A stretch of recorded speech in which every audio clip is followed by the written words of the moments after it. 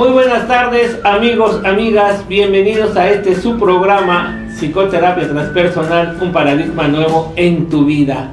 Hoy lunes 9 de abril y siendo las 2:05 de la tarde te damos la bienvenida. En este día y sobre todo en estos programas vamos a empezar a trabajar parte de los postulados, pero en acción, dentro de una historia. Por ese motivo, el día de hoy tenemos invitada a una terapeuta transpersonal en formación, a Verónica, a quien le pido que en estos momentos saludes a nuestro público. ¿Qué tal? Buenas tardes a todos y con un gusto de estar aquí con ustedes en el programa. No, el gusto es de nosotros. Y recordándoles los postulados, nosotros los hemos dado a conocer de manera separada porque la intención en ese sentido es que los puedan conocer. Sin embargo, ya a la hora de funcionar, de actuar como psicoterapeutas, están unidos, están enlazados. Así que solo los voy a se los voy a dar a conocer, los voy a hacer que los recuerden para que los tengan presentes. El primero, lo que se conecta junto, se dispara junto. Las primeras conexiones son transgeneracionales, luego vienen las intergeneracionales y posteriormente las intra. Dentro de las transgeneracionales, lo más importante están las herencias familiares. Dentro de lo inter, las herencias sociales, y dentro de lo intra, la forma en que aprendemos a vivir cotidianamente y le llamamos mandatos personales. De la misma forma tenemos que dentro de todo esto se mezcla y se conjuga y se va modificando en el transcurso del tiempo, en el transcurso de nuestra historia, y estas se van moviendo. Al final de cuentas, esto determina nuestra personalidad. Nuestro segundo postulado, el todo afecta a cada una de sus partes, cada una de las partes afecta el todo. Decimos también que todo sistema es una parte de un todo mayor y que toda parte es un sistema de algo menor. El sistema de mayor relevancia en ese sentido es el sistema personal, lo que somos nosotros.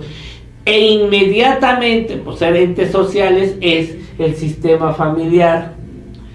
Tercer postulado, todo acontecimiento transpersonal es inter, intra, trans, lo que implica que en cada momento de nuestra vida nuestros antepasados están presentes a través de la tradición, pero nosotros esto lo vamos a canalizar a los que están a nuestro alrededor y también a los que vienen a través de nosotros, es decir, a nuestra descendencia. Podemos decir que nosotros somos el resultado de los acontecimientos transpersonales de nuestros antepasados, más lo que nosotros hemos tomado del tiempo de nuestra sociedad y también de lo que hemos ido viviendo desde la gestación, el tiempo que estuvimos en el vientre de mamá, el nacimiento y todo lo demás que se acomoda. Así es. El cuarto postulado, que nos dice que en el inconsciente transpersonal solo existe un tiempo, el ahora presente, y nosotros, fíjate, Vero, casi siempre estamos funcionando en el ahora presente. En muy pocas ocasiones hacemos consciente esto, y cuando lo podemos hacer consciente, entonces hacemos una detención de ese ahora presente, que es un continuum, para estar en lo que los gestaltistas llamarían aquí y ahora en la conciencia. Pero el tiempo de nosotros regularmente para funcionar es el ahora presente, y lo hacemos para todo momento. Casi siempre lo que estamos haciendo, estamos recordando. Al estar recordando, nos estamos yendo hacia el lado del inconsciente, muchas veces con profundidad, otras cuantas veces de manera muy superficial. Y por último, quinto postulado, tendemos a simbolizar el mundo que nos rodea. A esa simbolización le damos un significado. Ese significado lleva una carga emotiva que va a variar de acuerdo a lo relevante o no del significado que le demos, y inmediatamente nos va a generar recuerdos. Y estos recuerdos son remembranzas de ese ahora presente continuo de nuestras experiencias transpersonales. ¿Sale? Así que, ¿qué te parece si antes de iniciar invitamos a nuestros amigos y a nuestras amigas a que nos manden sus comentarios, nos hagan saber sus inquietudes, sus dudas, si en su caso las tienen, y sobre todo que participen y estén con nosotros a través de esta vía? Ya saben, hay que entrar a la página del INPO, a www.impo.org.mx, canalícense a Radio INPO y ahí le hacen clic y nos van a encontrar. Así es que, Vero, pues vamos a empezar con tu historia. Muy bien. Cuéntanos tu historia. Ok, pues bueno, yo soy proveniente de una familia en la que prácticamente toda la información, en donde también al paso de los años y conforme yo he crecido, me he enterado que ha habido secretos en donde de pronto pues de repente es como algo que se da a voces, sin embargo lo sabemos, pero nadie tiene que hablar de eso, ¿no? Ok. Entonces ya entramos y estamos entrando por el segundo postulado. Cuando nos estás hablando de estos secretos, ya estamos hablando del tercer postulado. O sea, unas cuantas líneas y Vero ya nos comentó segundo y tercer postulado. Háblanos, especifícanos un poco más de tu familia. Bien, bueno, soy proveniente de Veracruz. Toda mi familia es de Veracruz. ¿De qué parte de Veracruz? Del puerto. Del puerto, entonces eres jarocha, con la tradición jarocha. Así es. Sin embargo, desde que yo tenía 9 meses de edad, mis papás me trajeron a vivir a la Ciudad de México. Entonces se podría decir que yo soy chilanga, ¿no? De nacimiento jarocha, pero ¿tus papás son jarochos? Sí, son jarochos. Entonces, estás en las dos culturas, la cultura jarocha, la cruzana y la cultura chilanga. ¿Qué parte de la Ciudad de México? Aquí en la Gustavo Amadero. En esta delegación. En esta delegación, así es. Y bueno, prácticamente algo que ha pasado en mi familia es que a pesar de que todos nacimos allá, por situaciones sobre todo de trabajo de los hombres que han conformado cada una de nuestras familias, y en este caso también mi papá, pues se han tenido que ir fuera de Veracruz para seguir con ese trabajo, y obviamente la familia nuclear, en este caso la mía, que ha sido mamá, papá y mi hermano y yo, pues hemos tenido que cambiarnos de acuerdo a lo que mi papá ha trabajado en su momento, ¿no? En los trabajos. Sin embargo, a nosotros nos acostumbraron mucho que desde niños cada vacación era irnos directamente al puerto. Eso sería como una herencia. Exactamente. O sea, vacacionar hay que regresar al origen, a la tradición. Exactamente. Entonces, para nosotros, tanto para mi hermano como para mí, el ir a Veracruz no era el entrar a la ciudad como tal, sino era llegar a la casa de mi abuela materna. Estando en casa de mi abuela, para nosotros era estar en Veracruz. Ok. Salíamos de esa casa y era así como de, bueno, pues sí, está la ciudad, qué padre, muy bonito, el malecón, la playa, pero ya llegábamos a casa de abuela y era ya estar otra vez en Veracruz. Entonces, era nuestro significado. Vamos a recordar una mañana despertando en casa de la abuela. ¿Qué hechos, qué se hacía en casa de la abuela? Y es que estamos entrando a través del cuarto postulado, estamos jalando el inconsciente transpersonal para que nos cuente, uniéndolo al segundo y uniéndolo también al tercer postulado. Y obviamente, al unir estos tres, estamos uniendo el primer postulado. Lo que desconecta junto se dispara junto, y sobre todo vamos a ver en esa mañana, en actividades, pero también en gustos, en preferencias, en alimentos, qué pasaba ahí en casa de la abuela. Bueno, la verdad es que despertar en casa de mi abuela para nosotros era algo maravilloso, porque en Veracruz, y una costumbre que se tenía mucho desde antes, era que dormíamos con las ventanas abiertas por el calor. Así es. Por mucho calor. Entonces, en cuanto a las posibilidades económicas en casa de abuela, pues no eran muchas, entonces no había la posibilidad de poner un aire acondicionado. Entonces a nosotros nos despertaban el sonido de los pajaritos y el gallo de una vecina que estaba a unas tantas casas. Y te diré una cosa, en Veracruz, esta onda de los aires acondicionados es una onda después de los 80s y 90s. Pero antes no era tan común, y sobre todo se abría, de hecho era muy común que las señoras salieran a media tarde con su mecedora y de puerta en puerta estuvieran platicando. Exactamente, de hecho en casa de mi abuela se hacía exactamente lo mismo. Sin embargo, hoy en día el estado como tal, no solamente el puerto, ya vive una situación de inseguridad.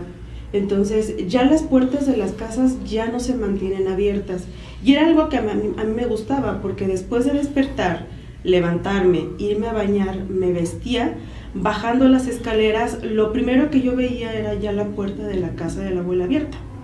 Así es, fíjate que cómo la sociedad, a través de su cultura, que se ve afectada por los eventos que hay, se ha modificado. Yo recuerdo, porque conozco un poco esta parte de la historia del puerto de Veracruz, que por ejemplo los viernes y los sábados era un bullicio. Todas las calles, sobre todo las de clase baja y clase media, era un bullicio, los gritos, los chamacos jugando, las señoras platicando, gritándose de un lado a otro. Y que, por ejemplo, en diciembre, que tuve la oportunidad de estar en el puerto, 7 de la noche, las calles vacías. Y las puertas evidentemente cerradas, incluso hasta las ventanas cerradas, se cuente o no con aire acondicionado, ya se cierra porque la sociedad ahora ha hecho una modificación que ha roto con la tradición. Y evidentemente esto nos dice que los acontecimientos transpersonales del lado inter de la sociedad han venido a desbancar a los acontecimientos transgeneracionales. Así es. ¿Qué se desayunaba esas mañanas, Vero? Bueno, siempre, y yo creo que es algo con lo que ya me quedé, huevos, ya sean estrellados o revueltos, pero en su gran mayoría eran revueltos con jamón. Y frijoles refritos, que a mi abuela le quedan, bueno, de estos negritos, que ella cocía primero en la olla y ya después los pasaba a sartén, y tiene una manera muy particular de cocinarlos, y el movimiento inclusive de su mano, y era también muy padre porque bajando las escaleras, inmediatamente a la primer puerta es la entrada de la cocina, una cocina amplia.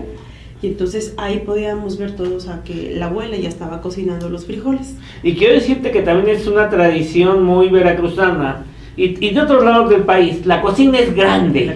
Porque donde se van a preparar los alimentos, y esto es como una herencia transgeneracional, es un lugar donde deben de estar los espacios suficientes necesarios para los menjurjes que se van a usar en la preparación de los alimentos.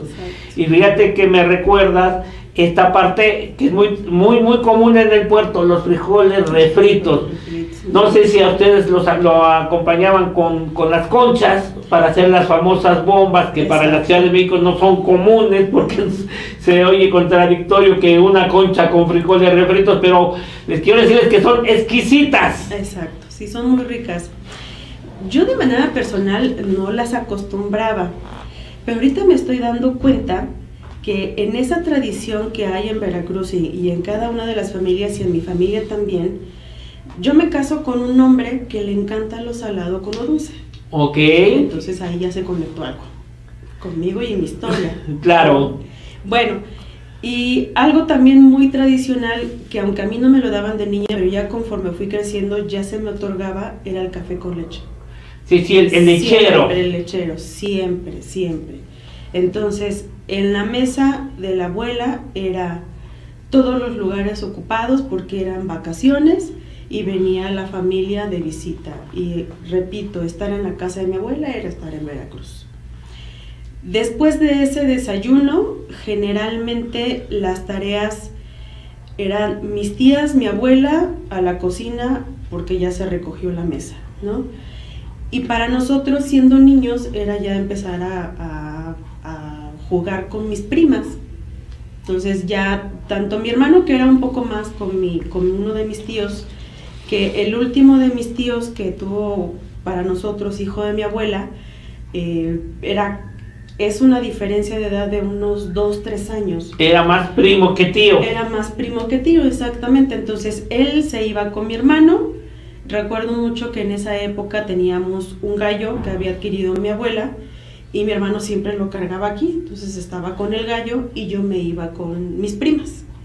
Entonces eran los niños y eran las niñas. Sí, es algo que con el tiempo se modificó y que, bueno, a nivel familiar todavía se permitía que niños y niñas jugasen, pero ya en el barrio, ya en la calle, los niños con los niños, las niñas con las niñas. Por cierto, ya está una canción por ahí.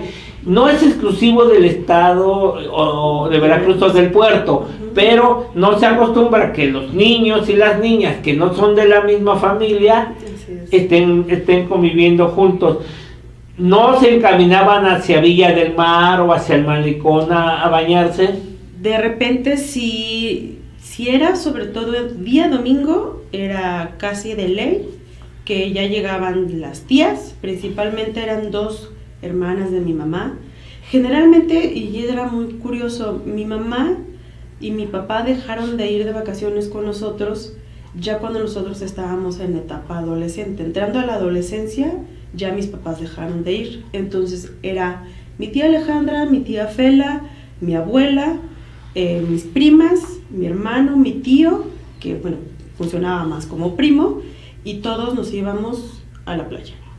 Así es. ¿A cuál de las playas de Veracruz? A Villa del Mar. A Villa del Mar. Justo la que está hoy en día a un lado de lo que es el acuario de Veracruz. Exactamente, Villa del Mar, porque además era la playa más más popular. Exacto. Porque del lado izquierdo, viendo el mar, pasando el acuario y viene el malecón, no es tan bonito y además no se puede meter uno a bañar. Y del lado contrario, Mocambo y Boca del Río, se tiene el problema de las fosas o de las pozas, decía mi abuela, donde hay cierto peligro para aquellos que no son duchos en el arte del nadar. Y meterse a bañar así porque sí, habría que tomar consideraciones. Pero miren, ya empezamos a conectar y ahorita hablamos del primer postulado. Por las conexiones hablamos de la familia. Segundo postulado, hablamos de las tradiciones, de cómo se ha ido moviendo y actualizando. Tercer postulado, todo se está dando en un inconsciente transpersonal. Cuarto postulado, y estamos simbolizando incluso el hecho de estas famosas bombas.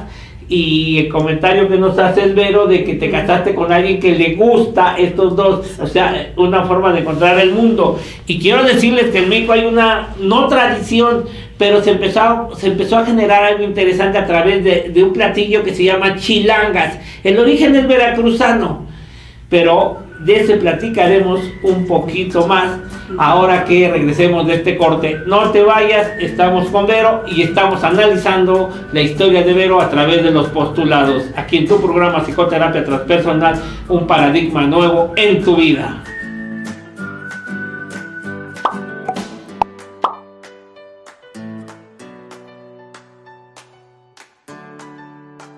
Ya estamos de regreso, amigos, amigas, en este tu programa Psicoterapia Transpersonal, un paradigma nuevo en tu vida, siendo las 2:26 de la tarde de este lunes 9 de abril del 2018, y aquí con la maravillosa y hermosa compañía de Vero, quien nos está platicando parte de su historia. Y les decía que aquí en la Ciudad de México se hizo así como un acomodo en un restaurante que yo creo que tiene origen en alguien de allá de Veracruz, sobre todo del puerto, y hizo un platillo que le llama las chilangas. Y las chilangas son la concha con chilaquiles, y pues suena así medio descabellado, les juro que no. Pruébenlo y verán qué combinación tan rica.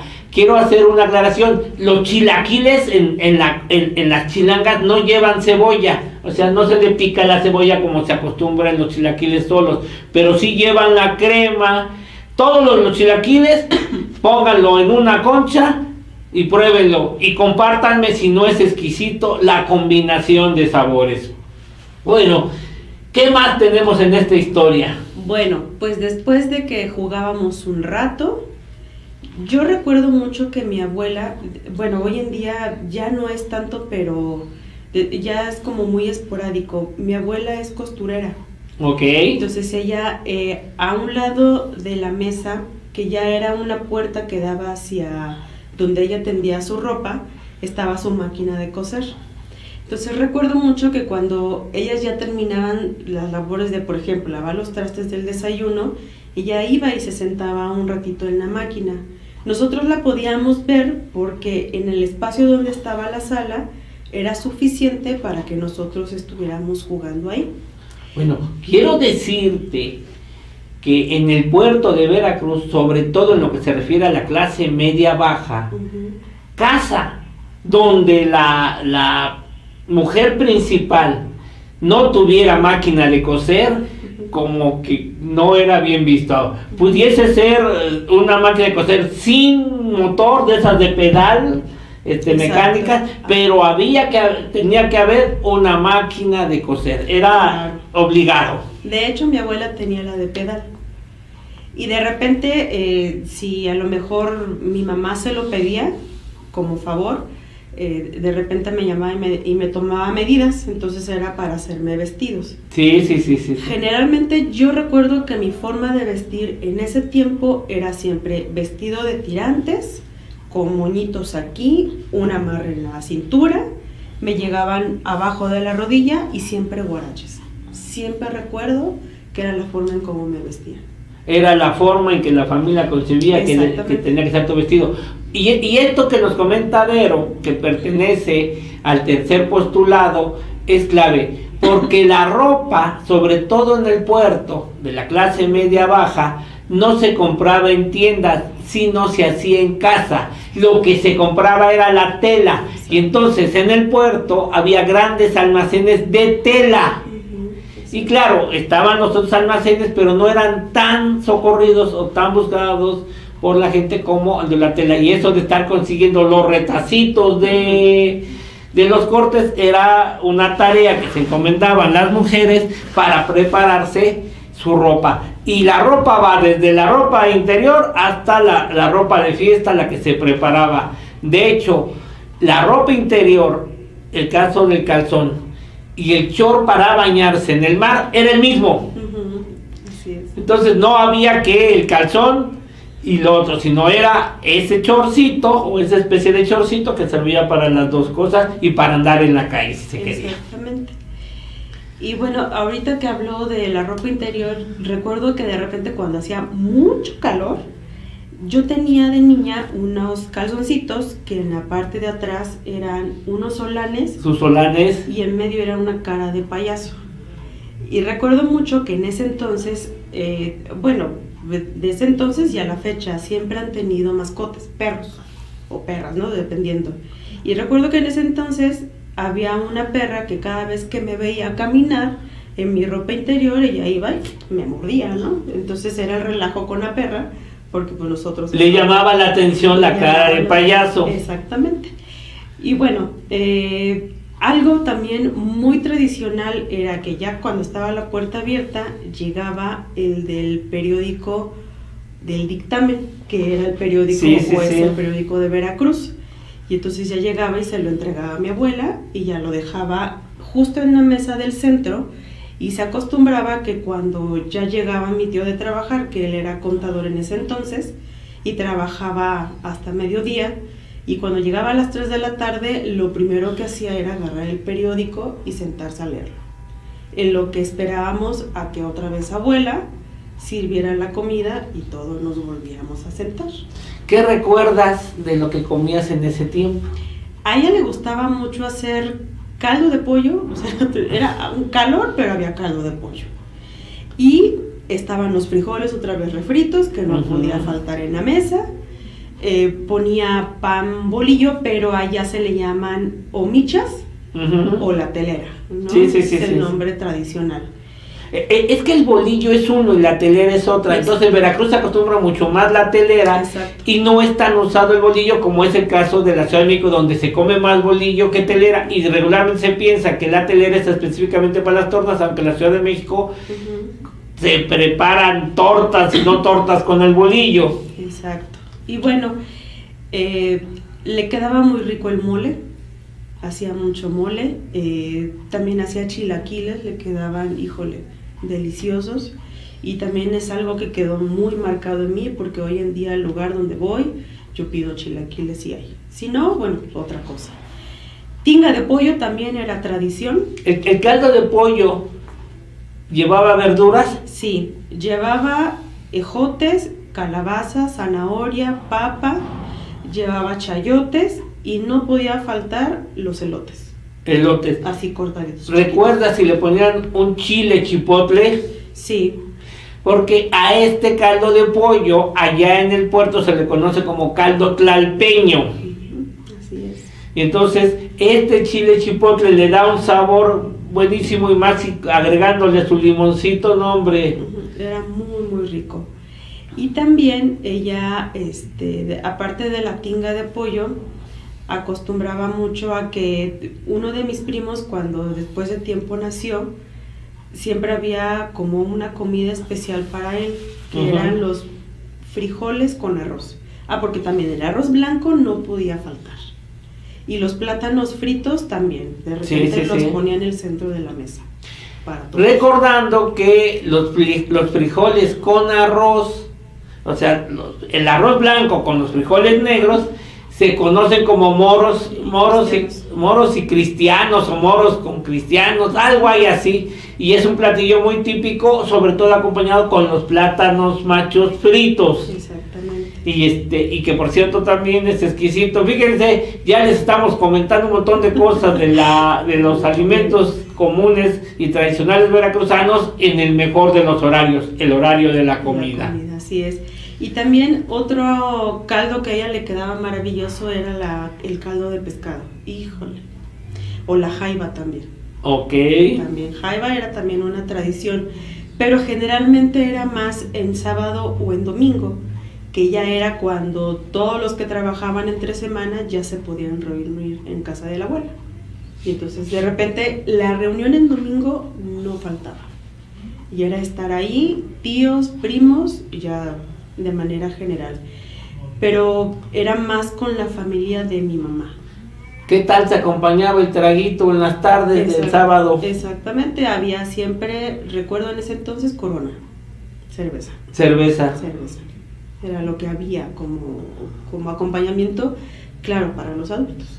Sí. En algunas familias se acostumbraba antes de comer un trago de trapiche, que es un alcohol de caña, o una bebida que se conoce como 30-30, es la marca de un licor, de un alcohol de caña también, que lo acostumbran para que esto les caiga bien, les asiente el estómago y les genere más apetito y puedan entrarle con mejor fervor a la comida. Exactamente. Nos manda mensaje uno de los terapeutas transpersonales, Toño Márquez: doctor, siempre grato escuchar sus programas para tener una visión más amplia de lo transpersonal y una buena lección de invitada. Es excelente alumna, saludos a ambos. Sí, excelente, Vero.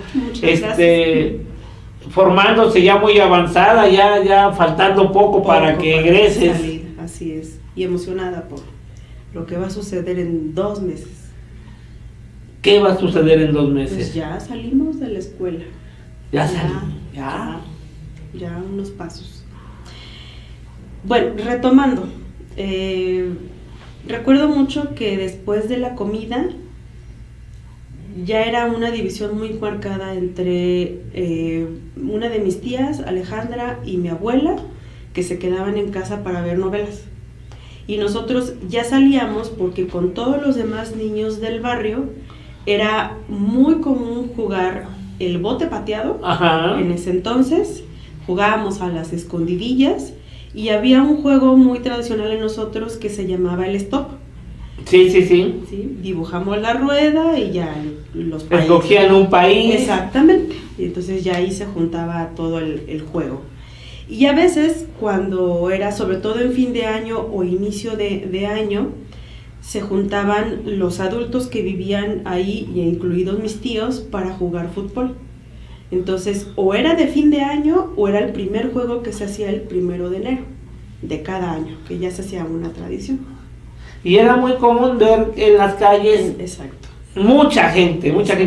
De hecho, en algunos lugares estaba la televisión, estaba la comedia, estaba la señora afuera de su casa, en su mecedora, la vecina en su mecedora viendo la televisión y ahí compartiendo lo que sucedía.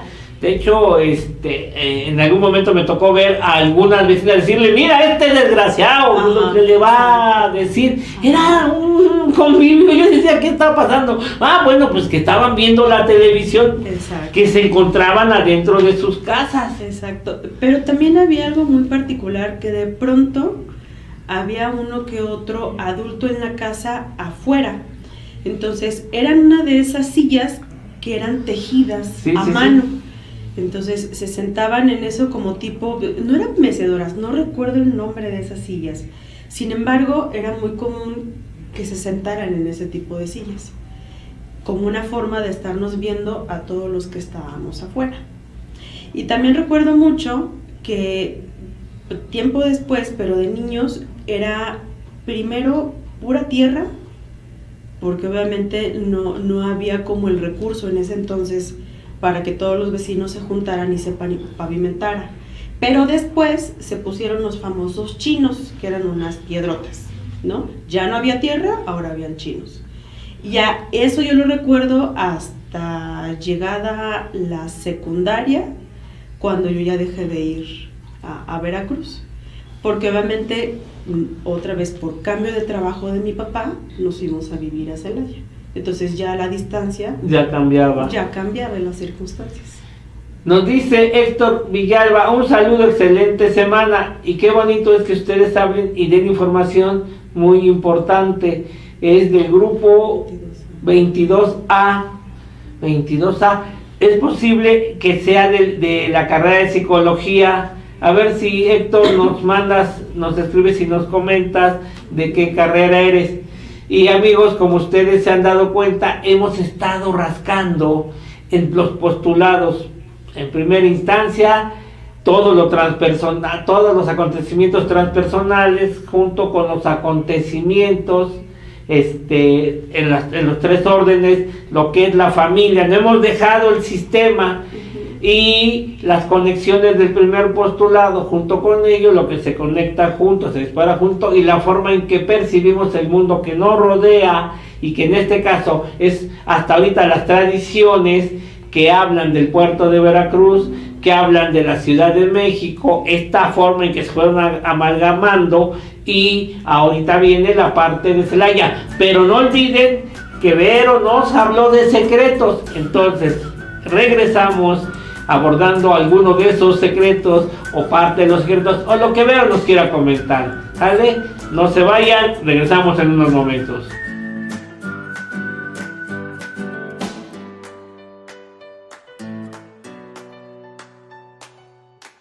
Ya estamos de vuelta en tu programa Psicoterapia Transpersonal, un paradigma nuevo en tu vida, siendo las 14 horas con 43 minutos y abordando el tema de los postulados. Y Vero nos ha hecho favor de irnos compartiendo experiencias de su niñez en el puerto, la forma en que percibe esta experiencia, jalándola a la hora presente y a través de los demás postulados.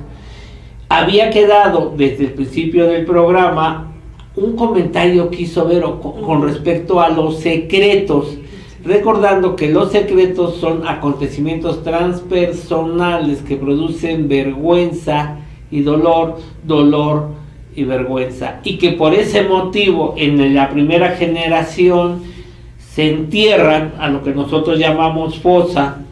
La siguiente generación los encripta, es decir, los sella, forma la cripta, y en la tercera se produce el fantasma, que solo aquellos transpersonales ya con cierta experiencia tienen la posibilidad de descubrirlos a través de los acontecimientos que está presentando el paciente, sobre todo cuando nos damos cuenta que hay padecimientos psicosomáticos que no están justificados por alguna enfermedad ni física ni de corte somática, y que además tienen mucha fuerza, mucha intensidad, y que cuando empezamos a abordar el tema de los secretos de familia, empiezan a bajar de fuerza. De hecho, hemos tenido la oportunidad de trabajar muchos, y muchas de las veces hoy en día, cuando empiezo a trabajar adicciones, enseguida me voy al sistema familiar, porque el sistema familiar es base en la proliferación o desarrollo de las adicciones, y enseguida del sistema familiar vámonos a los secretos de familia, que es una forma de abordar adicciones de manera distinta que tiene la psicoterapia transpersonal. Claro, siempre dejando así, muy claro que cuando se trabaja con adicciones se necesita el equipo multidisciplinario, sobre todo en el consumo de sustancias, y que esta es una parte de abordar el origen de la adicción, pero que va a requerir un proceso muy intenso y puede ser que incluso prolongado. Nos dice Fanny Quintana, la buena Fanny, que regularmente se la pasa estudiando y echándole muchas ganas, y que además que tiene su programa, saludos Fanny, su programa de los importantes, imponentes, bueno, perdón, ya no me sé ni los nombres de los programas. Dice, qué bueno es que nos compartan la teoría ejemplificada, eso nos abre el panorama de nuestro aprendizaje, excelente tema, gracias Fanny, échale muchas ganas. Héctor Villalba nos confirma, si es de la carrera de psicología, gracias Héctor por tomarte la molestia. Por otro lado, Rocío Hernández, hola, bonita tarde, muy interesante el programa, me hace reflexionar sobre mi propia historia. Así es, felicidades por el programa, gracias Vero por compartirnos tu historia, y gracias al doctor Polo por transmitirnos sus conocimientos de una forma tan clara y amena. Nos vemos en la maestría, esperamos que sí. Cruz Claudia, doctor, ¿para cuándo tenemos un doctorado transpersonal?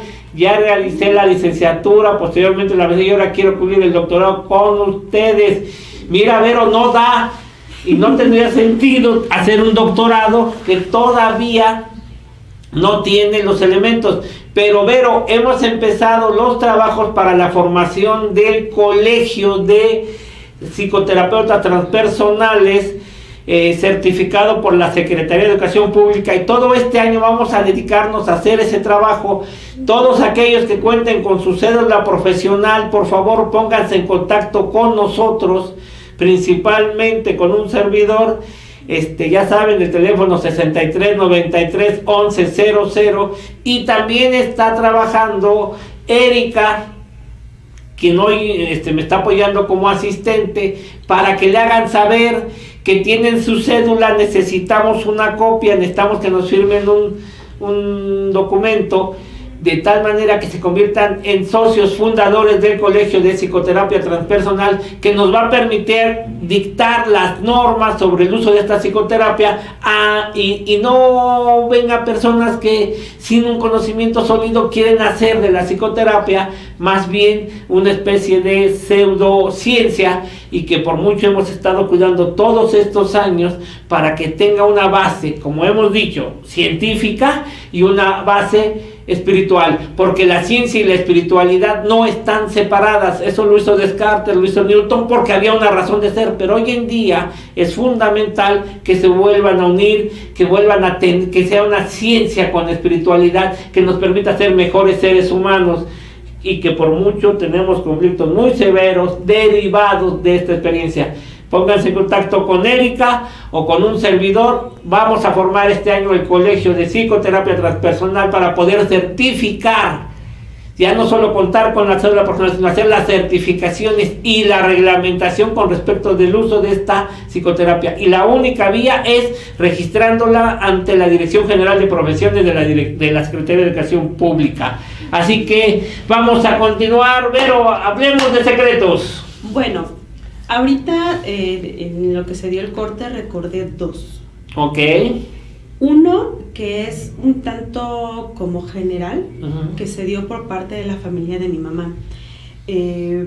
Uno de mis tíos, que bueno, hoy en día él ya murió, él trabajaba en barcos, él era ingeniero náutico naval. Entonces recuerdo mucho que uno de sus trabajos después de la escuela era estar precisamente en el barco y viajó por todo el mundo prácticamente.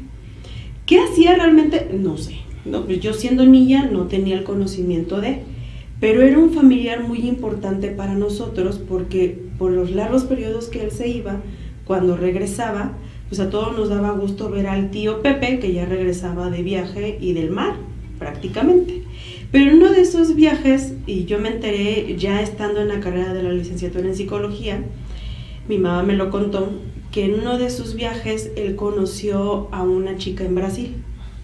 Se enamoraron. Me parece que en esos viajes, cuando él regresaba a Brasil, nunca supimos, o es algo que no nos comentaron, si se casaron o no se casaron, pero lo que sí se comenta entre los amigos que conocieron a mi tío en el barco, que eran parte del mismo trabajo, comentaban que él había tenido un hijo con ella. Ok. Entonces nos enteramos muchísimo tiempo después. Ahora, con todo este boom del Facebook y las redes sociales, una de mis primas, que bueno, ya ahorita ella ya es médico, en el Face puso un comunicado general para que le ayudaran a buscar a ese primo de Brasil. Pero pues hasta la fecha no ha habido ningún contacto de ese primo, ni de esa persona que... El primo murió. No sabemos si murió, si no murió. Ya no regresó. Nunca lo conocimos, de hecho. El primo. ¿Y el tío? Mi tío sí murió. Mi tío de hecho murió quemado. En uno de esos viajes el barco tuvo un accidente, explotó y bueno, prácticamente para mí fue el primer contacto que yo tuve con la muerte, siendo niña. ¿Qué edad tenías? Tendría, si no mal recuerdo, 8 años. Ok, pudiese ser considerada lo que en tanatología llamamos idea fundante de muerte, el primer acercamiento y el que va a generar la primera simbolización con respecto a la muerte del lado consciente, que se va a juntar con algo que se conoce dentro de la psicología como angustia de separación, que se da aproximadamente entre los 3, 4, tal vez 5 años, 4 más o menos un año, que es como el salir de la casa, de la matriz, hacia el mundo externo, que en este caso es hacia lo que se va a convertir la segunda casa, que es la escuela. Entonces tenemos angustia de separación por un lado y tenemos por otro lado idea fundante de muerte, aunque a los 8 años la muerte no es irreversible, es decir, es una fantasía que se puede retomar, pero la imagen que queda, sobre todo con respecto al féretro, no sé, a las coronas, a los rituales de muerte, eso se mantiene. Así es. Y bueno, siguiendo con esta idea, yo recuerdo mucho que estando ya en los honores de ese funeral hacia mi tío, pues yo sabía que estaba ahí es más, yo lo vi, de hecho tenía como una bandera, no recuerdo qué tenía esa bandera, pero los honores eran disparos al aire de los de la escuela naval y pues rendiendo honores a alguien que inclusive, que también de eso nos enteramos después, pues eran cenizas, pero no sabíamos de quién, porque era la tripulación completa la que murió.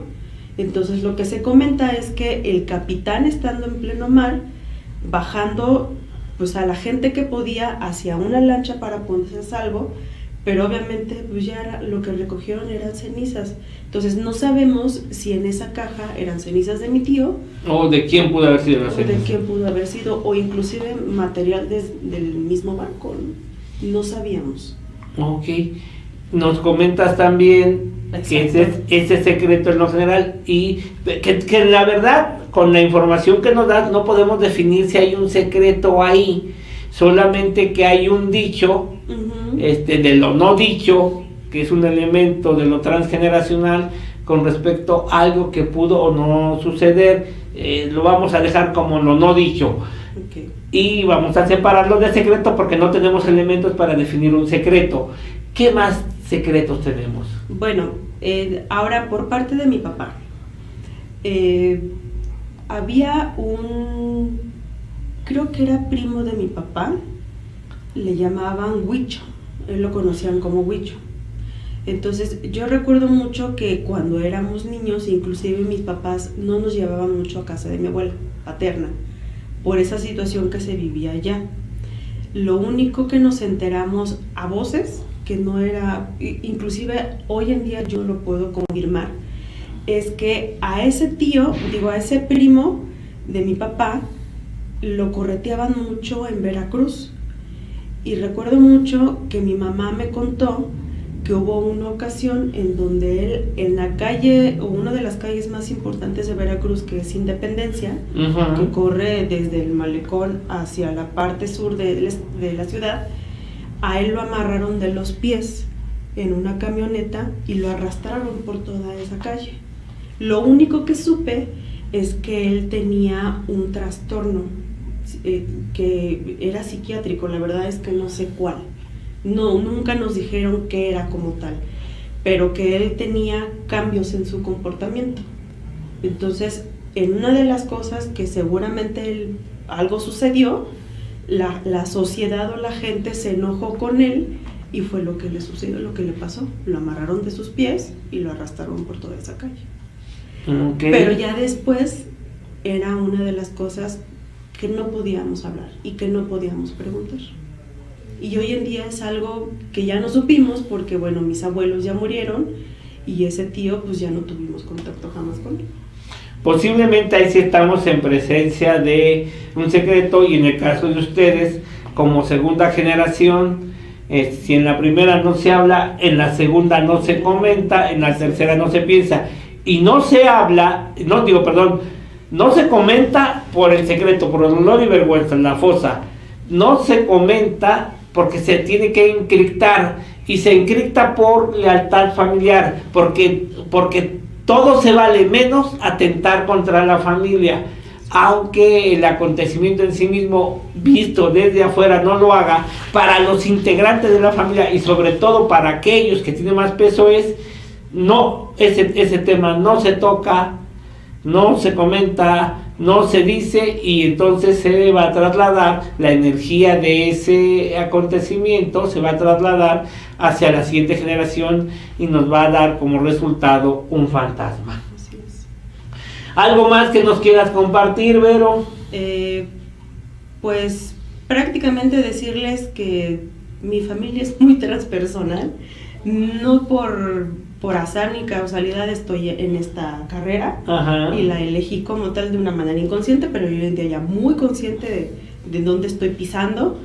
Que mi niñez fue una niñez muy bonita, con todas esas visitas a Veracruz, con todos esos, inclusive Celaya también fue una etapa muy hermosa para mí, inclusive cuarto año, estando allá en la escuela cuando yo me cambié, y que también hubo un evento muy relevante en la familia, sobre todo en la materna, en el temblor del 85. El 85 nosotros lo vivimos aquí en la Ciudad de México. Sin embargo, fue un evento que le hizo tener un despertar a mi abuela, porque ese tío del cual yo hablé que murió quemado, él murió en el 84. Okay. Y recuerdo mucho todo un año completo a mi abuela acostada en la cama, no parando de llorar, y llorar, y llorar, y llorar por ese hijo que se fue, y que además fue un tío muy importante para todos nosotros. Y cuando surge lo del 85, fue como que mi abuela reaccionó y dijo, caray, pues tengo más hijos. Y fue cuando ella se puso en contacto con nosotros, se levantó de la cama, y pues bueno, gracias a ese evento mi abuela salió de esa tristeza tan profunda que ella tenía. Nosotros, cuando hablamos de los acontecimientos intergeneracionales, regularmente nos cargamos mucho a lo que es la sociedad, a lo que es la cultura, la moda. Sin embargo, casi todos nos vemos afectados por los eventos históricos de más o menor fuerza, y estos vienen a impactarnos tanto que a veces y solo a veces es muy visible poderlos comparar a través del tiempo, pero hay que estar muy, muy atentos a la forma que nos involucramos. Por ejemplo, y regularmente pongo este ejemplo, la guerra cristera, la guerra que será en México de 1926 a 1929 en varios de los estados. Uno de los estados donde está la guerra cristera es Guanajuato, allá por Celaya, pero también está Jalisco, parte de Michoacán, algún lado de Querétaro. Bueno, hay varios estados, Luis Potosí, hay varios estados involucrados. Bueno, los acuerdos a los que llegan al final de la guerra, donde tanto la iglesia como el Estado se ponen de acuerdo y abandona, sobre todo la iglesia, abandona a los campesinos cristeros y se hacen unas matanzas terribles hacia el final y una bola de colgados que no había poste, no había lugar donde no hubiera colgados cristeros.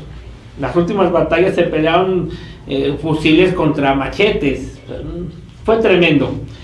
Entonces, el acuerdo entre la iglesia y el Estado fue que cada una iba a respetar sus espacios. Este discurso del artículo 3 constitucional que habla de una educación laica no existe en el papel, pero no hay institución educativa, al menos de mi generación, donde los temas que tenían que ver con religión no se tratasen. Y por ejemplo, claro, es que yo nunca tuve clases el 12 de diciembre. Uh-huh. Y que mis maestros, de una manera sutil o no sutil, nos hablaban del niño Dios, sobre todo porque nos íbamos a ir de vacaciones y se estaban preparando las posadas, que también tienen un origen religioso, y que todo esto se manejaba. En Semana Santa nos íbamos de vacaciones. O sea, esto de que somos un país con educación laica, pues está muy bien en el papel. No sé si ahora lo sea tanto, sin embargo, en el sexenio del presidente Fox y de Felipe Calderón, todavía se hizo más evidente el no tocamiento a ministros de fe, sobre todo católicos, como consecuencia de esos acuerdos de 1928 y 1929. Mi referencia la doy en base a algunos artículos del historiador Alejandro Rosas, y que por cierto considero que es una persona que escribe con mucha claridad, y los invito a que busquen algunos de los textos de este señor ahí con referencia a la guerra cristera. Entonces, los eventos históricos nos marcan. Hoy se habla mucho de Tláhuac, pero Tláhuac era una provincia, o funcionaba como una provincia, la delegación de Tláhuac, hasta antes del 85. Después del 85 y la construcción de tantas unidades habitacionales allá, se movió totalmente el panorama, de tal manera que una delegación meramente rural se convirtió en una delegación con muchas modificaciones de tanta gente a la quienes se les construyó vivienda hacia aquellos lados, se modificó. ¿De dónde viene? De los sismos del 85. Los eventos históricos marcan mucho más de lo que nosotros quisiéramos. Finalmente, Vero, vamos a despedirnos de este programa, de esta emisión. Un mensaje para las personas que nos están escuchando del otro lado. Bueno, pues agradecer primero la invitación, el poder hablar de los postulados a través de mi historia, muy enriquecedora, y los invitamos a todos a que una vez saliendo de su licenciatura de psicología, pues se unan a nosotros, sobre todo psicoterapia transpersonal, que es una materia y una cuarta fuerza que hoy en día está tomando mucha relevancia y mucha importancia para nuestro crecimiento, y acérquense a nosotros, estamos abiertos a poder escucharlos. Muchas gracias. A ti, Vero, y les recuerdo, durante estos programas estaremos teniendo una persona invitada para que nos cuente y en su relato poder clarificar la forma en que funcionan los postulados de la psicoterapia transpersonal. Y no me queda otra más que recordarles lo que dijo el difunto de la Planta de Luz hoy es lunes, hoy esté o no esté toca, hay que usar todos los recursos para vivir con plenitud. Recuerden que todo acto del ser humano es un acto espiritual, todo acto de la persona es un acto que va a tender a una religiosidad o hacia una ritualidad. Quiéranse mucho y si Dios así lo decide, la próxima semana en este horario nos volveremos a encontrar. Muchas gracias, buenas tardes.